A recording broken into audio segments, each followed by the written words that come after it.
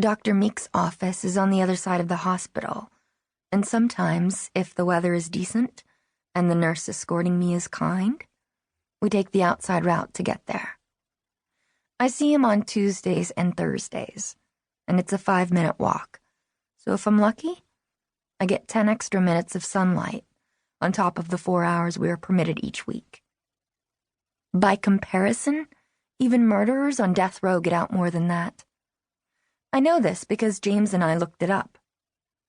I once complained to Meeks that my vitamin D level is probably dangerously low, and he replied that if I'm so concerned about my health, I shouldn't smoke so many cigarettes. I told him I smoke only because there is nothing else to do, which there isn't. He suggested I could be spending my time working on myself. I told him I refuse to take advice from a man who wears jazz shoes and a fake orange tan. Ever since Meeks agreed to have me committed here for something I didn't do, something that never even happened, we haven't gotten along so well. The hospital grounds are lush and vast with grass the color of Ireland. The beauty is not for the patients, but for the visitors, to protect them from the bleak, stretched time despair behind the facade. It's like the white picket fence that masks the ugly truth of a suburban family. Or, in my case, the sprawling lawn, the sunlit mother, the large boat that doesn't actually sail. Those of us inside the hospital walls spend most of our time staring out of locked windows with steel mesh screens at all that beauty we cannot have. But today, on the way to Meek's office, the outside world feels different. Like something that belongs to me too. Not just a piece of sky I get to borrow for 4 hours a week from a nurse with keys. I have just turned 18. Old enough to sign myself out of here, AMA, against medical advice. Yesterday, I turned in my 72-hour notice, which means I will be leaving this hellhole in 2 days. 2 days. Hallelujah. Nurse Mary and I enter the waiting room with its beige and brown tones and the single uninspired painting on the wall of a small child with her back to the observer, playing in the sand. All of the decor is designed to soothe, or at least not provoke. It's just one of the many insidious ways they suck the spirit out of you in here.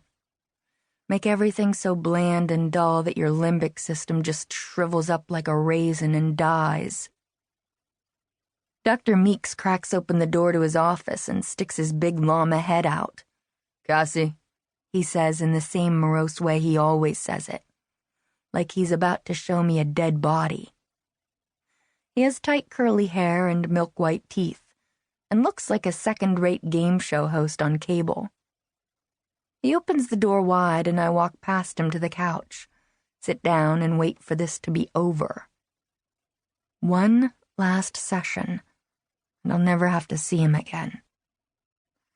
"So, you're really going through with this," he says. For the past 2.5 years, I have hardly looked at him, fearing that to allow even a moment of connection is to risk breaking, just like most of the other kids here. But today, I look directly into Dr. Meek's eyes, and when I do, my whole center of gravity shifts, moves lower, like a stake in the ground, making me sturdy and immovable.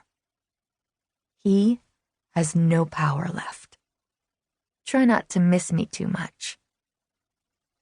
"I still wish you'd reconsider," he says. "I'm worried about you."